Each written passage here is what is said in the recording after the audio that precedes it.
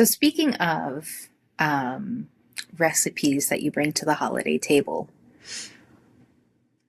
I have one that's been cooking up in my brain that I think I'm going to Pun do for this intended. year.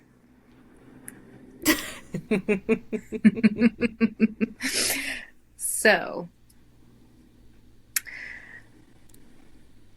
a recipe that I have been cooking up for this season for the vegan diner um, is a I don't want to say a twist because I feel like when there's like Asian food with a twist, Italian food with a twist, like that's not the kind of twist I'm talking about. Like I'm talking about Yes. yeah, I'm talking about really taking some of the components from what makes our family's Portuguese stuffing so successful, and Yep. how can I use some of those techniques, how can I use some of those flavors to give me and my partner um, a taste of the celebration, Oh, so that the flavor of the holidays is still something that we can participate in, but in a way that our bodies can handle.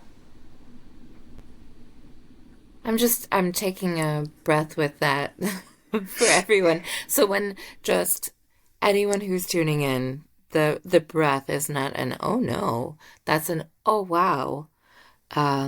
Yeah. I think that's such a beautiful thought and a beautiful approach to transitioning out of the eating patterns that you were raised with into what you're choosing for yourself without losing the sense of festivity or familiarity. That's And really also gorgeous. experimenting. Yeah. And so what I've been thinking about is a type of bake. So like I was really craving the other day, like almost like a bread pudding, or like a Ooh, quiche Lorraine, or like just something that like has a bunch of ingredients. There's some sort of uh, liquid turned solid-ish that holds it all together. And so I was thinking the stuffing could be that for this. And there's actually there's a really good brand of vegan Italian sweet sausage. It's from Beyond Meat, not sponsored, but they have a really good yet. product. That's right, not yet. It's a version of the Portuguese stuffing. It is using sliced sausages, the vegan sausages. And I've been thinking of maybe like a sweet potato that's been roasted that gets put in there, like after the fact, and then maybe even like caramelized, like some sort of caramelized A roasty. um, cranberry moment. So you get like the pops of the tartness, and you get like the savory What about sausage. what about a pickled situation? It depends. Like a pickled like just a fluffed up cranberry Like that's like a a little pickly. like a So pickled cranberry chutney almost. Like where it's you've y- got pieces. yeah, or just so if you rehydrate a raisin or a date or a cranberry, dried cranberry, it kind of fluffs it up and gives it a different, like more voluminous texture. And then if you add like a little acid and sweetness to that, it's it's That's very good. interesting because you're thinking of a dried cranberry that you rehydrate, and I'm thinking of a Yeah. fresh cranberry. I'm thinking of a fresh Ooh, cranberry that you really get like just get like a thick sauce from it. then And we're over. you Lights out. Go. Yeah. No, but I think no, but I think it's interesting what you had suggested also, because it's just maybe that could be like a version of a Waldorf salad. Maybe that's where that gets incorporated. I don't know.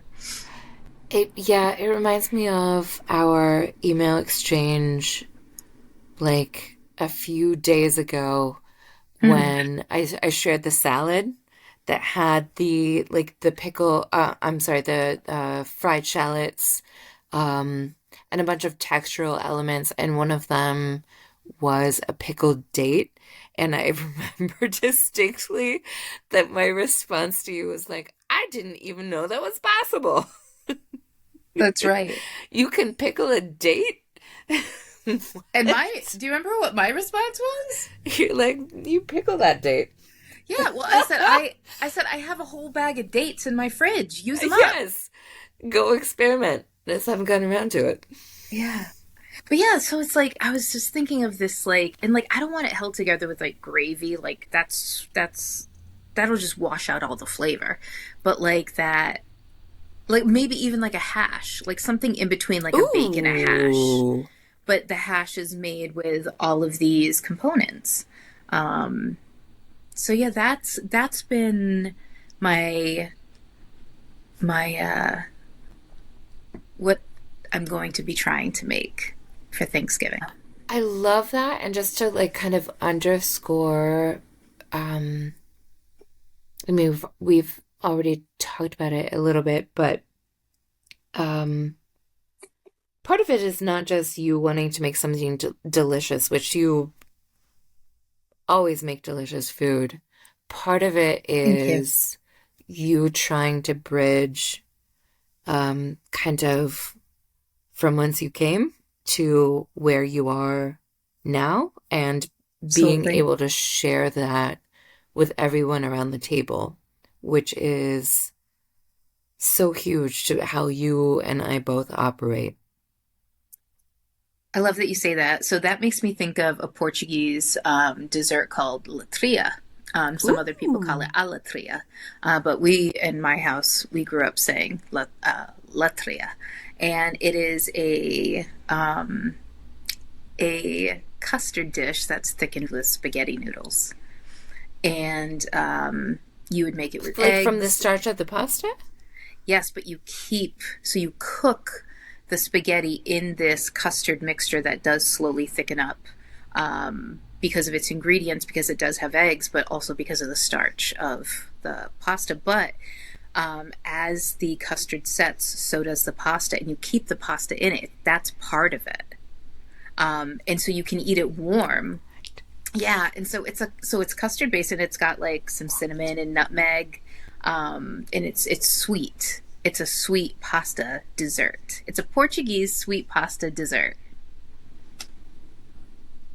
and you can eat it warm or cold the next day, My and they're brain is both broken right phenomenal. now. I've been What? wanting to make it. It's just a little labor intensive. That is labor intensive, and at some point in our front, you are going to make this for me, please. Thank you.